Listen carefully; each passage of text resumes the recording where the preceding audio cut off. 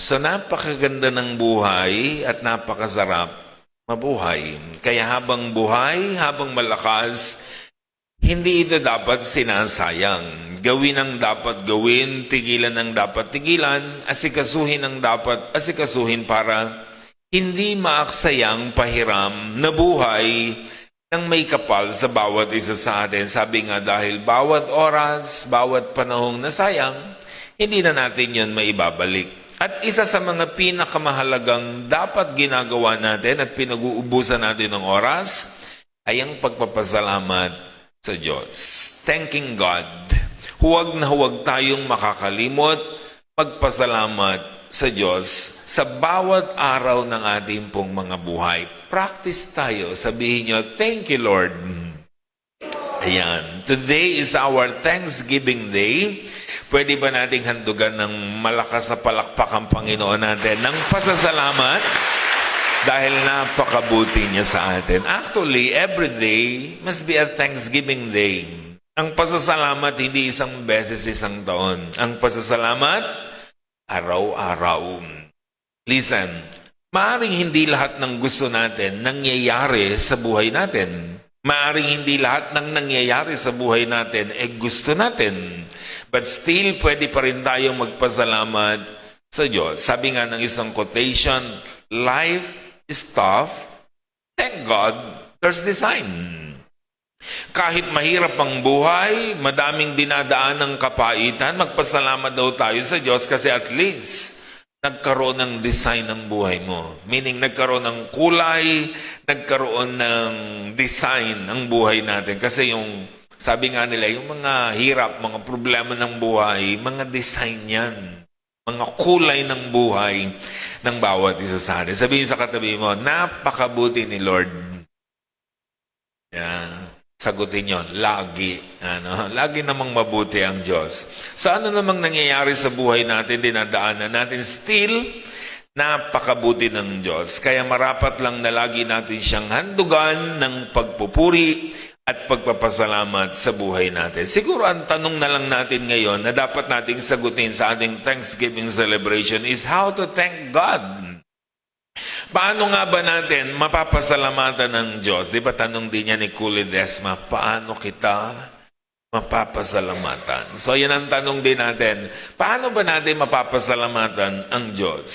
Tanong niya nung psalmist in Psalms 116 verse 12. How can I repay the Lord for all His goodness to me?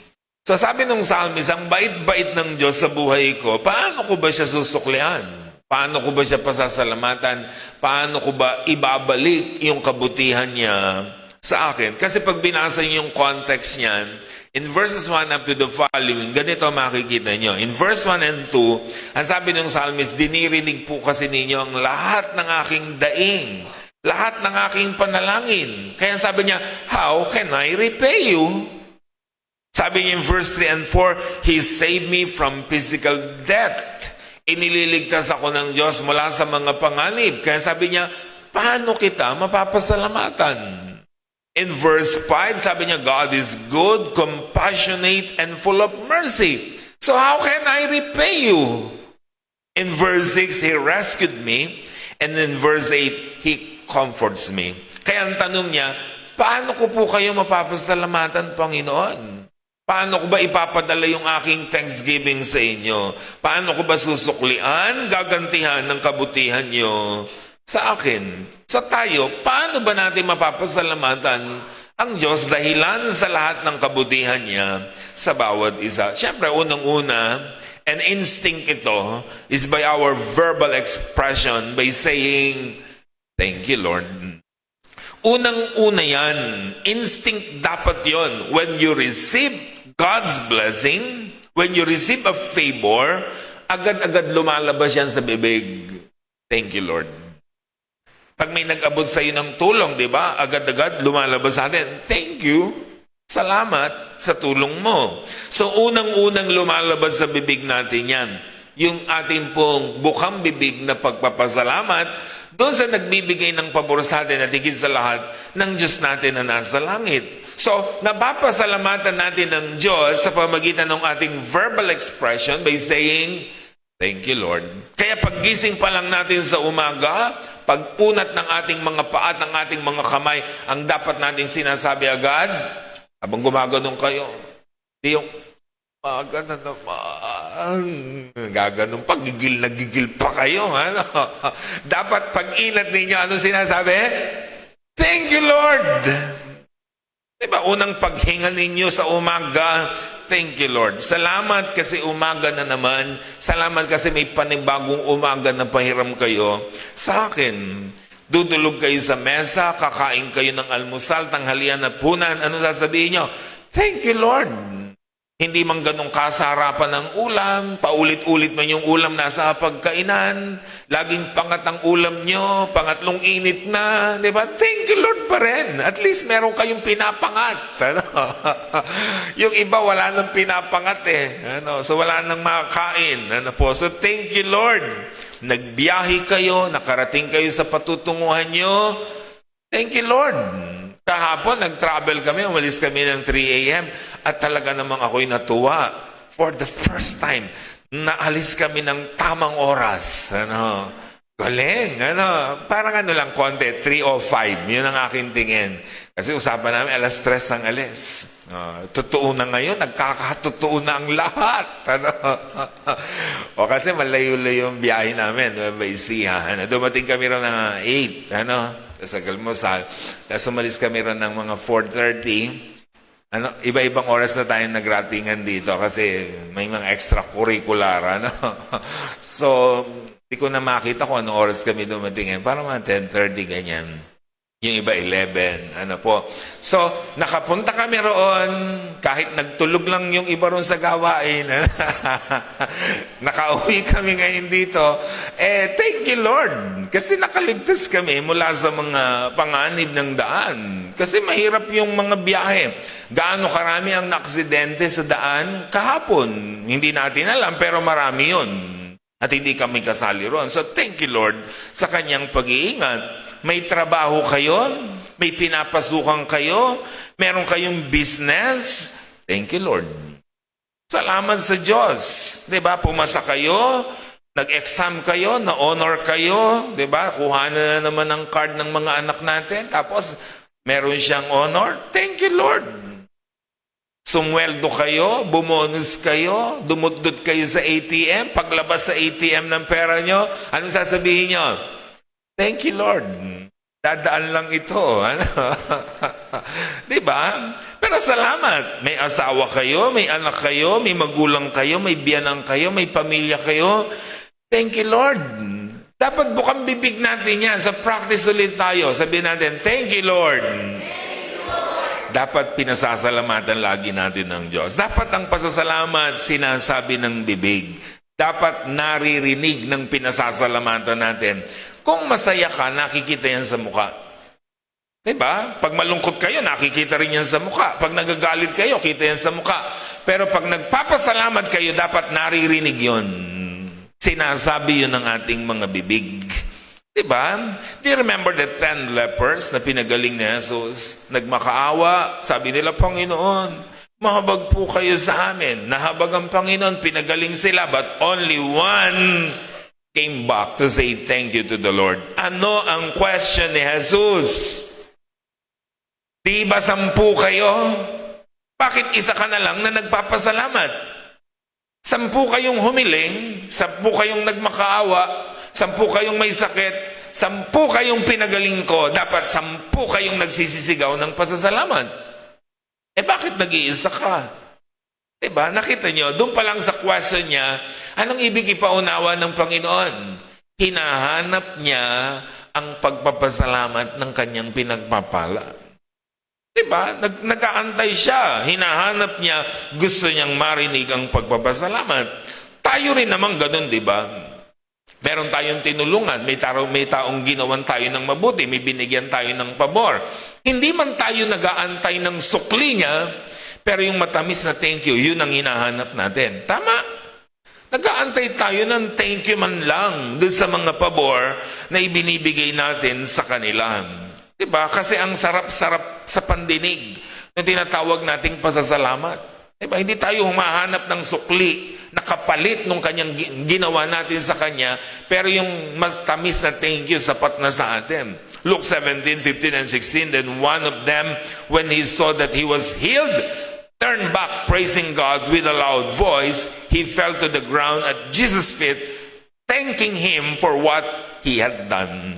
Hindi niya ibinulong ang pasasalamat. Ipinagsigawan pa nga niya para marami ang makarinig kung gaano kabuti ang Diyos sa kanyang buhay. Kaya sabi ng verse, malayo pa siya, nagsusumigaw na siya ng pasasalamat, ng kanyang verbal expression ng kanyang pagpapasalamat sa Panginoon. So everyday, inaantay ni Lord yung thank you mo. Kaya ugaling sabihin everyday, thank you Lord. Hindi naman kasi natin kayang suklian ng Diyos eh. Never naman natin kayang suklian, gantihan yung kanyang ginawa sa atin. Pero sabi nga natin, matamis na thank you lang sa Lord, okay na yun. Kaya napakaganda niyan. So when you say thank you to the Lord, you honor Him. You honor the giver. Kaya ang galing-galing nung ketongin eh. Napansin nyo, nung humiling siya sa Panginoon na siya'y pagalingin kasama nung Siyam, nung mapansin niyang magaling na siya, nagbalikan na ang kuko, bumalik na ang ilong, magaling na uli siya, anong ginawa niya? Nagdiretso ba siya sa saserdote? No. Anong kinalaman ng saserdote sa kanyang paggaling? Maaangkin nung saserdote yung credit. Hindi niya ibinigay ng saserdote. Bumalik siya kay Jesus, ibinigay niya lahat ng credit, lahat ng papuri, lahat ng glory, lahat ng honor kay Jesus kasi siya ang nagpagaling sa kanya. Kaya pag nagpapasalamat tayo, ibinibigay natin yung glory, yung honor doon sa totoong nagbigay. Kahit tayo, di ba, merong nag-abot sa atin ng pabor, may nagbigay ng regalo. Nagpasalamat tayo sa kanya, pero isa pang bukang bibig natin, thank you, Lord. Hindi naman si Lord ang nagbigay sa inyo. Yung tao ang nag-abot sa inyo. Bakit kayo nag-thank you, Lord? Kasi alam ninyo na ginamit lang siya ng Diyos para ibigay sa inyo yung pabor na yun. Kaya sa Diyos natin ibinibigay lahat ng glory, lahat ng credit. Yan ang ikinagagalit ng Diyos sa mga Israelita. Eh di ba sabi niya sa 10 utos? Exodus 21:5. Sinalita ng Diyos ang lahat ng salitang ito na sinasabi, ako ang Panginoon mong Diyos. Take note, na naglabas sa inyo sa lupain ng Ehipto, sa bahay ng pagkaalipin. Huwag kayong magkakaroon ng ibang Diyos sa harap ko. Huwag kayong gagawa para sa inyo ng larawang inanyuan o kawangis man ng anumang anyong nasa itaas sa langit o ng nasa ibaba sa lupa o ng nasa tubig sa ilalim ng lupa. Huwag mong yuyukuran sila at paglilingkuran man sila sapagkat akong Panginoon mong Diyos ay Diyos na mapanibuguin. Alam niyo ang context na ibig lang sabihin ng Diyos? Ako ang naglabas sa inyo sa pagkaalipin. Ako ang nag-bless sa inyo. Ako ang nagligtas sa inyo. Ako ang nagpapakain sa inyo. Tapos iba ang sasambahin nyo. Yan ang ibig sabihin ng Diyos. So dapat ako ang sasambahin nyo at pasasalamatan ninyo. Kasi dapat yung credit ibinibigay nyo doon sa nagbigay. Ang Diyos yun. Kaya sabi niya, ngayon gagawa kayo ng larawang inanyuan, gagawa kayo ng mga Diyos-Diyosan ninyo. Teka lang, sino ba nagligtas sa inyo? Sila o ako?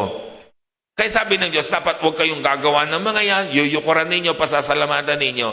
Kasi ang pasasalamat sa akin nyo dapat ginagawa. Kasi ako ang nagbigay niyan sa inyo. Another, when you thank the Lord, when you say thank you to the Lord, you will receive. Again, yung taong marunong magpasalamat, lalo yan pinagpapala.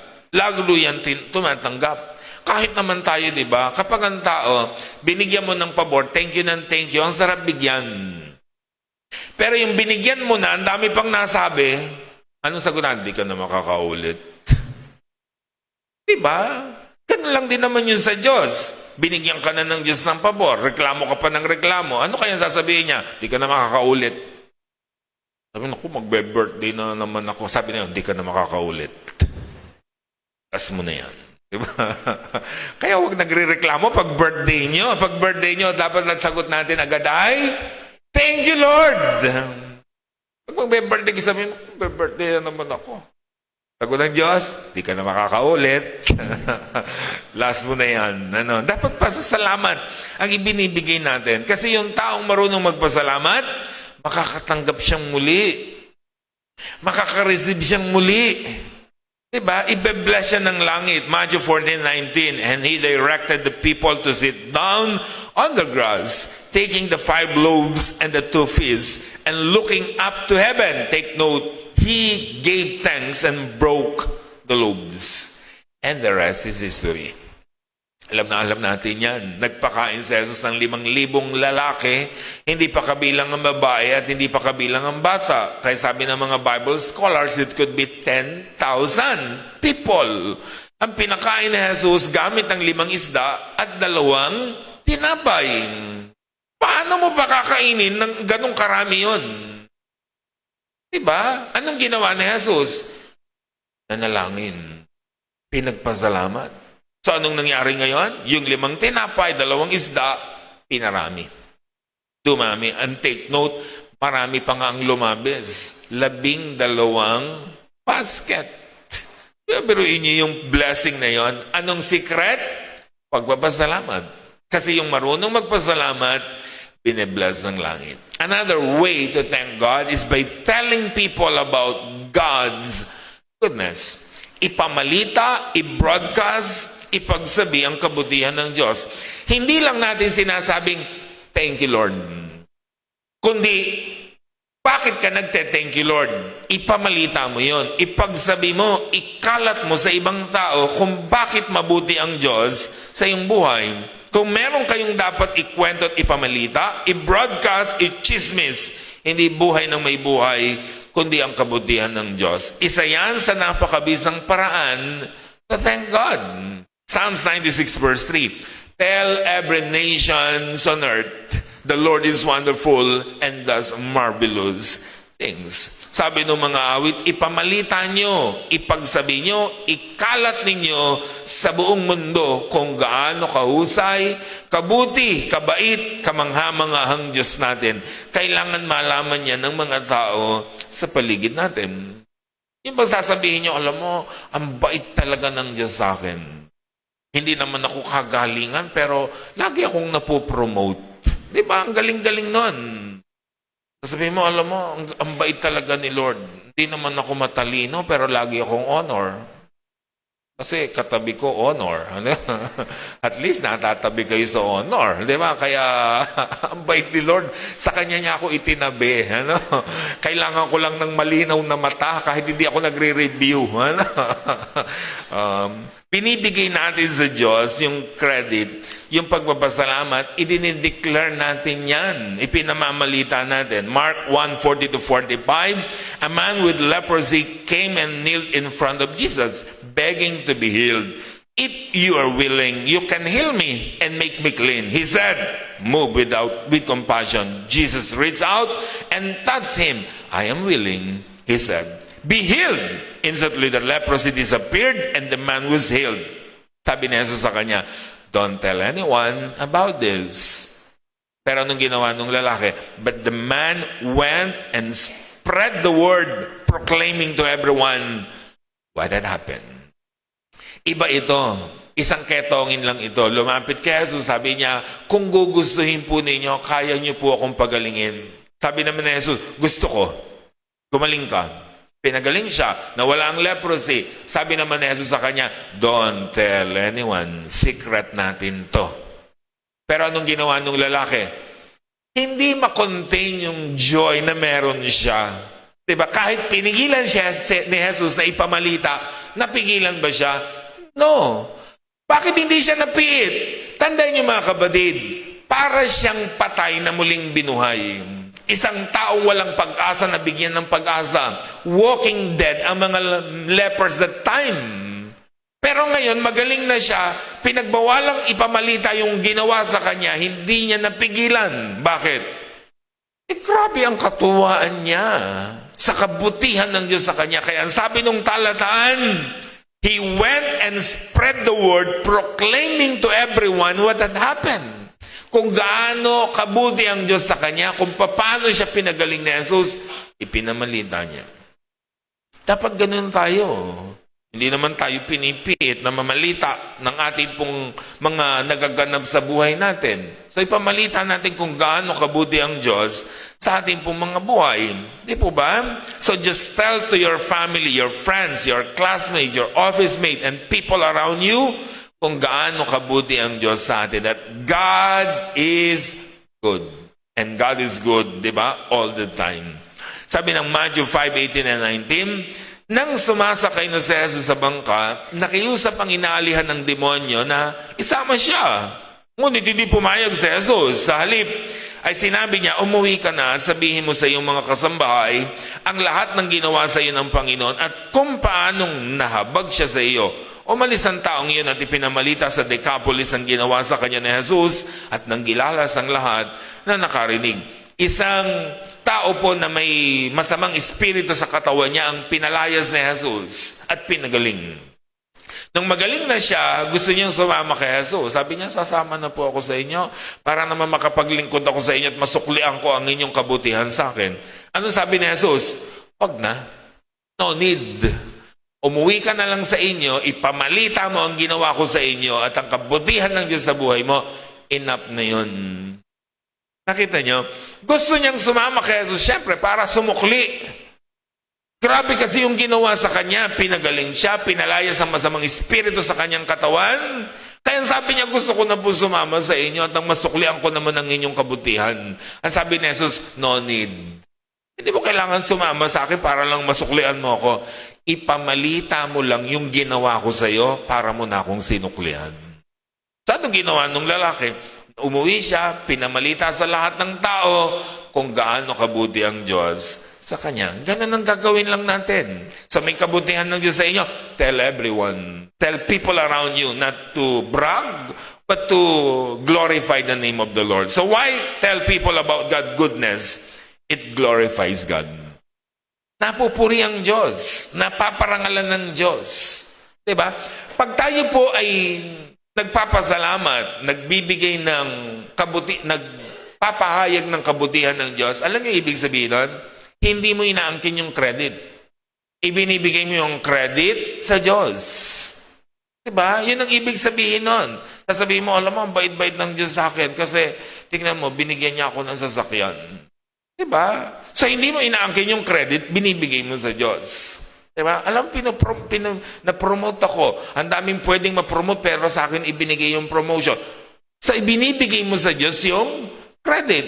Hindi mo inaangkin. Yun ang dapat ginagawa natin. So, it glorifies God.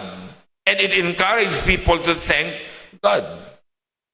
Pag nakita ng tao na mabuti ang Diyos, ano mangyayari? Matututo rin silang magpuri at magpasalamat sa Diyos. And it leads people to discover God's goodness. Marami kasing tao, hindi nila alam, hindi nila nararamdaman yung kabutihan ng Diyos. Pero kung makikita nila sa buhay natin, na ipapahayag natin ang kabutihan ng Diyos, madidiscover din nila, na oo nga naman, napakabuti ng Diyos. Diba sa ating pong mga buhay? Another, give your expensive offering to God. Isa pang way to thank God is by giving your offering to Him.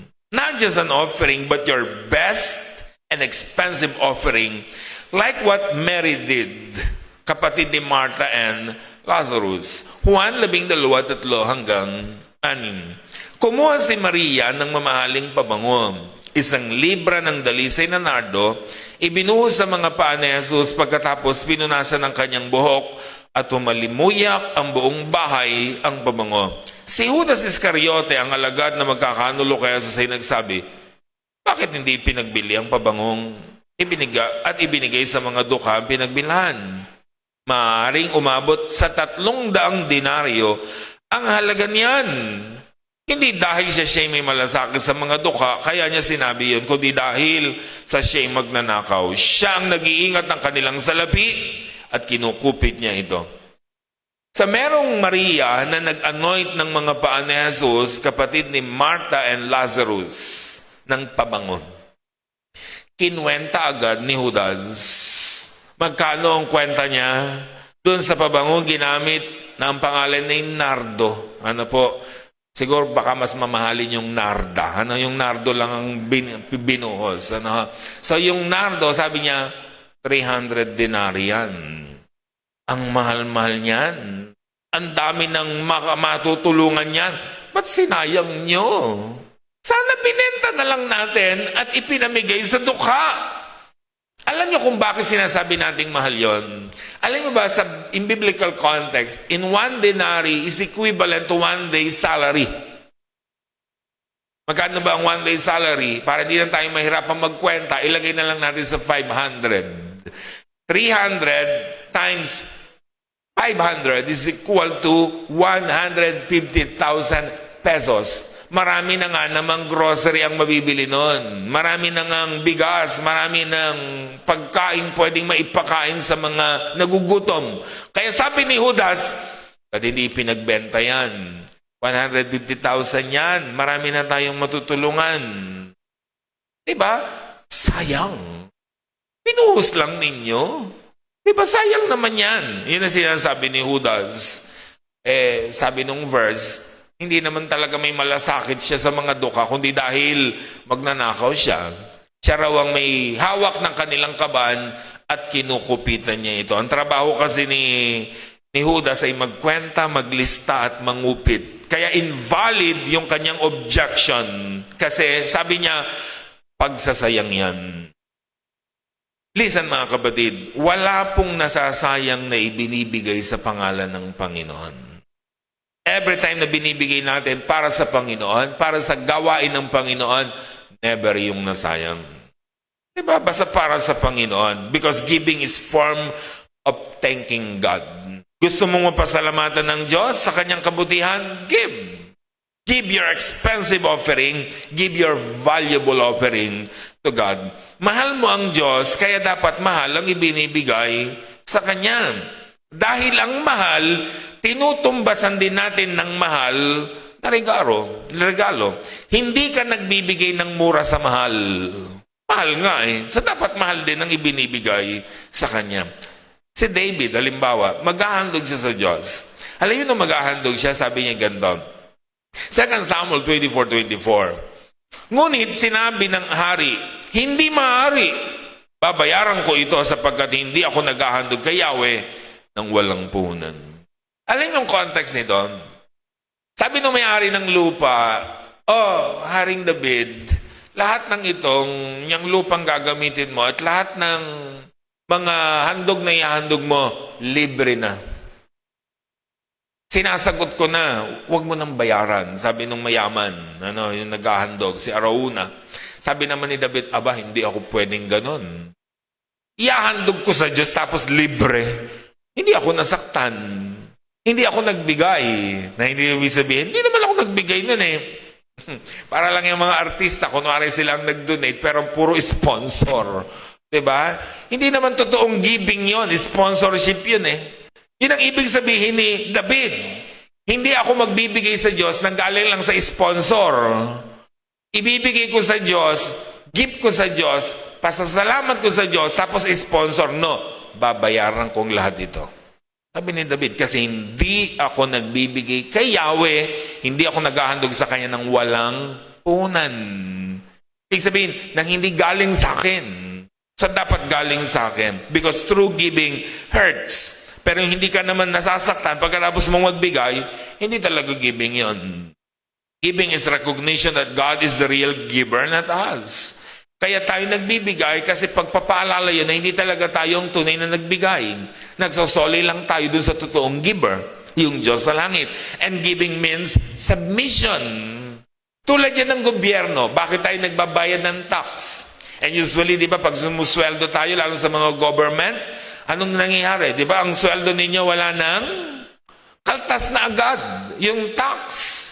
Binabayad yan, tinatanggal talaga yan. Bakit kailangan magbayad ng tax? Submission yun. Di ba, nagsasubmit tayo sa authority ng ating bansa na siya ang nagpuprotekta sa atin, siya ang nagbe-bless sa atin, siya ang source of income natin, siya yung source of identity natin. So, kailangan magbayad tayo ng tax. Ngayon, kung di tayo nagbabayad, hindi natin ino-honor ang ating bansa. Ganon din sa Diyos. Pag di tayo nagbibigay, hindi natin siya ino-honor as our provider, di ba, protector, at nagbe-bless sa bawat isa sa atin. And giving completes the cycle of giving.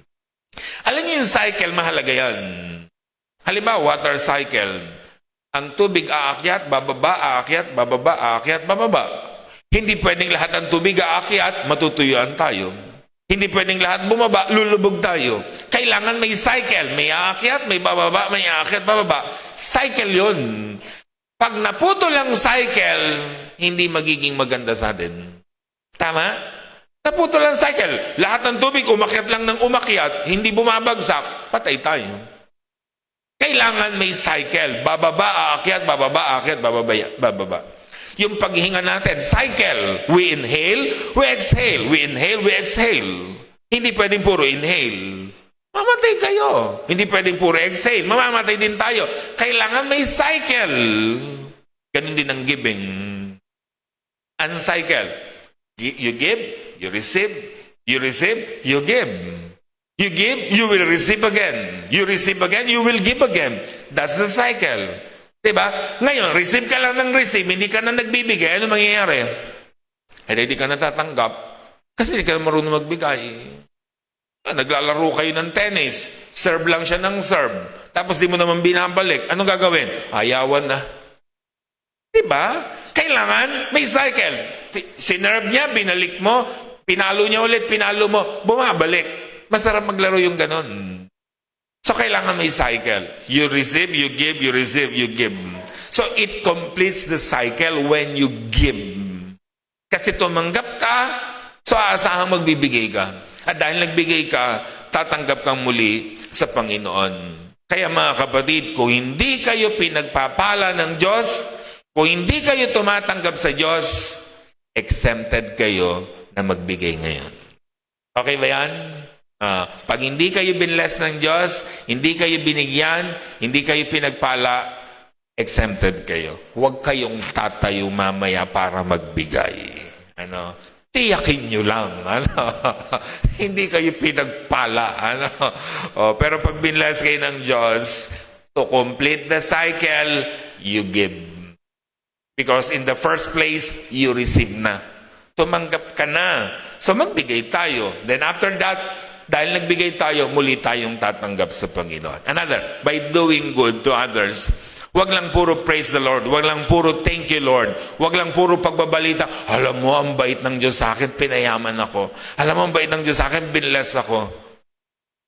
Puro ganun, puro ka lang proclamation ng binebless ka na Diyos, pero hindi ka naman nagiging blessing. Hindi ka naman nagiging pagpapala sa iba. So by doing good to others, you thank the Lord.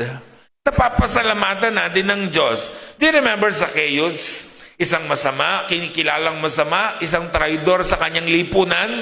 Ano nangyari nung makilala niya si Jesus, mapatawad siya sa lahat ng kasalanan at tanggapin siya ni Jesus sa kanyang buhay? Anong sabi ng Luke 19:8? Tumayo si Zacchaeus, sinabi, Panginoon, ibibigay ko po sa mga dukha ang kalahati ng aking ari-arian. At kung ako may dadayang sinuman, 4 na ibayong isasauli ko sa kanya. Nung makatanggap ng pagpapatawad, ng acceptance itong si Zacchaeus mula sa ating pong Panginoon, nagbago ang kanyang buhay, nagbago ang kanyang loob. Anong sabi niya? Mamimigay po ako sa dukha. Diba? Kasi yun ang napakahalagang pagsukli sa Diyos. Yung kapag ikaw ay nakatanggap sa Kanya, ikaw ay nakakagawa ng kabutihan sa mga tao sa paligid. Kaya sabi ni Zacchaeus, gagawa po ako ng mabuti sa kapwa ko dahil sa natanggap ko mula sa inyo. Kaya naman, magkakawang gawa ako, magsosoli ako sa mga nadaya ko, kasi yun ang paraan to thank the Lord. Do good to others. Another is being happy.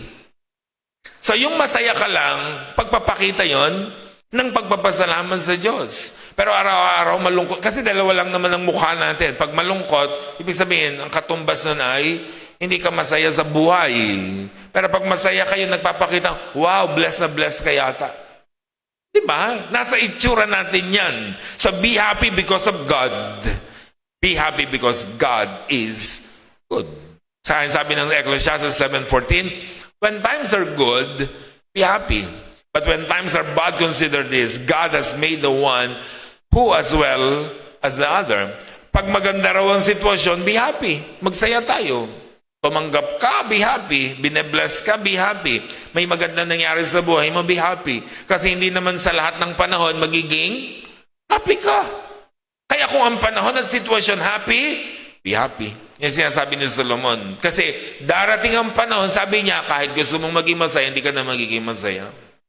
So hanggat kayang isaya ang buhay, isaya mo na, dahil yung palamang pagpapakita na yon ng pagpapasalamat natin sa ating pong Panginoon. So when you are happy, you make God happy. Napapasaya mo ang Diyos kasi di ba masaya ka, matutuwa ang Diyos sa iyo. When you are happy, you make people around you happy.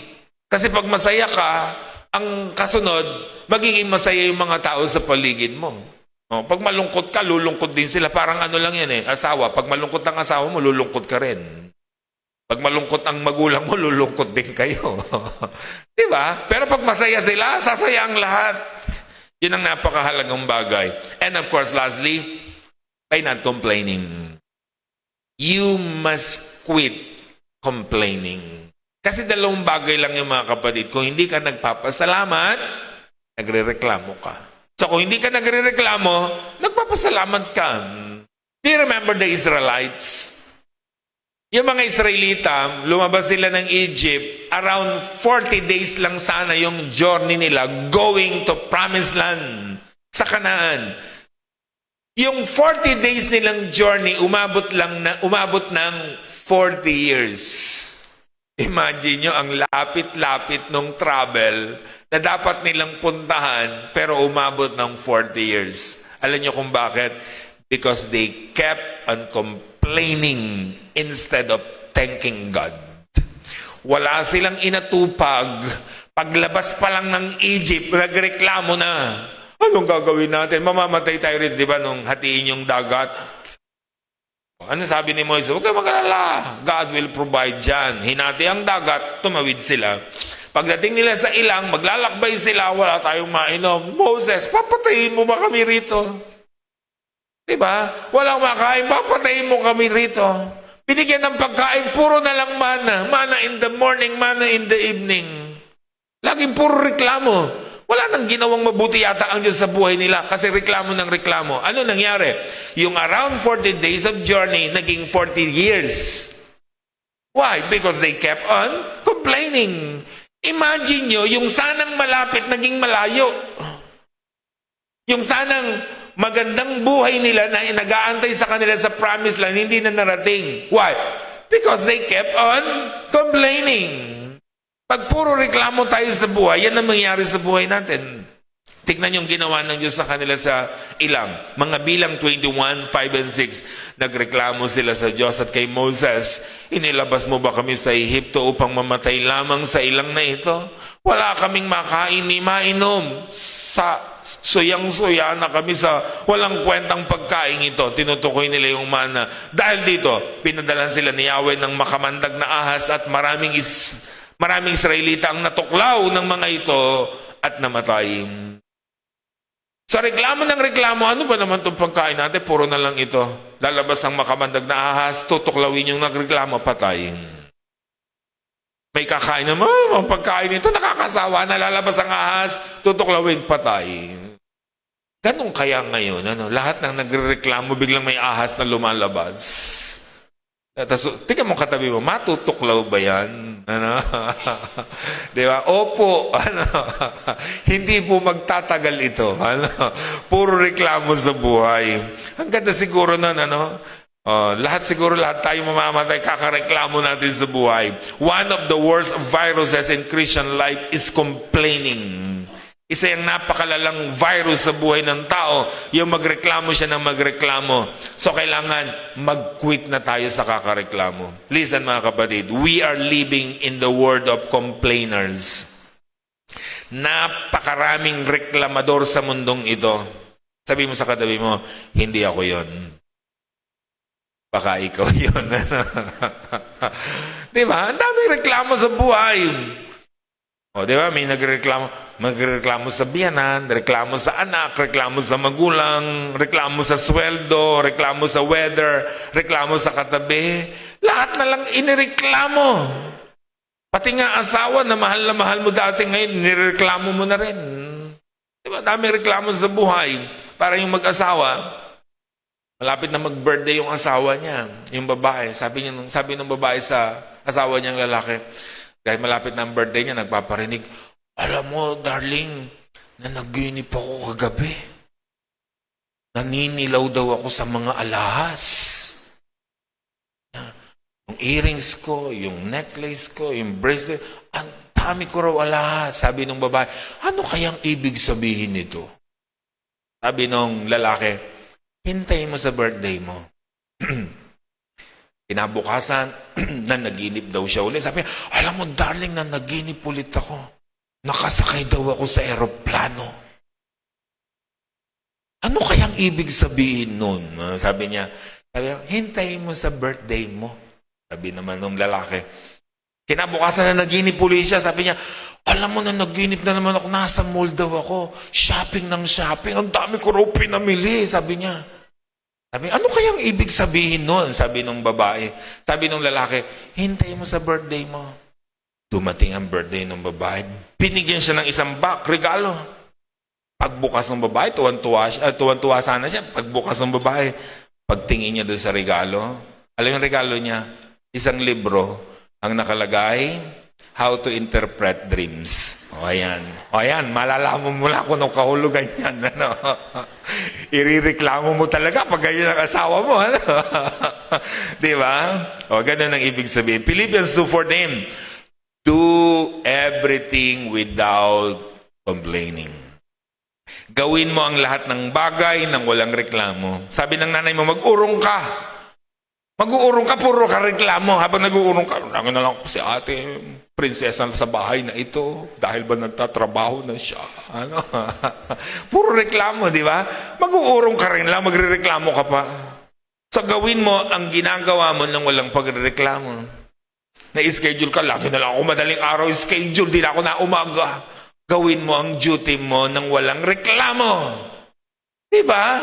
Ganun lang ang point mga kapatid. Pag may ginagawa tayo, sa bahay mayan, lalo na pag sa church, do it without complaining. Baka may ahas na lumabas, tuklawin kayo. Delikado kayo. Diba? So gawin mong masaya at may pagpapasalamat lahat ng bagay. Tumayo tayong lahat mga kapatid. Always thank God because He deserves it. Lagi kayong maghanap ng mapupuri at maipagpapasalamat sa Diyos dahil laging meron. Thank God with your words, with your offerings, with your good deeds, with your attitudes. Thank the Lord for your family, your health, your healing, your business, your work, wisdom, everything. Diba sa buhay natin? Maraming pwedeng ipagpasalamat sa Diyos. Start it now. Marami tayong pwedeng idaing, pero mas marami tayong pwedeng ipagpasalamat. So, hanapin natin yung pwedeng ipagpasalamat. So, make it a habit to say, thank you, Lord. Ngayong umagang ito, hindi lang natin sasabihin sa Diyos ng salamat, Panginoon. Ipapakita pa natin ito sa pamagitan ng ating mga paghahandog sa Kanya ng handog natin ng pasasalamat. Pero bago yon, let's pray. Lord, thank you po sa mga blessings na ibinuhos po ninyo sa aming pong mga buhay sa buong isang taon, sa buong isang buwan, sa bawat araw ng aming pong mga buhay. Kinikilala po namin lahat ng meron kami, lahat ng tinanggap po namin, galing po sa inyo. Hindi dahil magaling kami, hindi dahil masipag kami, kundi dahil binibless niyo po kami. At ngayong araw po na ito, hindi lamang po sasabihin ng aming bibig ang pasasalamat sa inyo, kundi ipapakita pa namin sa pamagitan ng aming mga handog ng pasasalamat para po sa inyong kabutihan. Pagpalain po ninyo ang mga handog po namin ito, maging kaluguran sa inyo pong harapan, at patuloy na maggamit sa mga pinakamahusay at pinakamabuti para po sa inyong iglesia dito po sa Cardona. Muli ang blessing nyo sumagana sa amin. In Jesus' mighty name.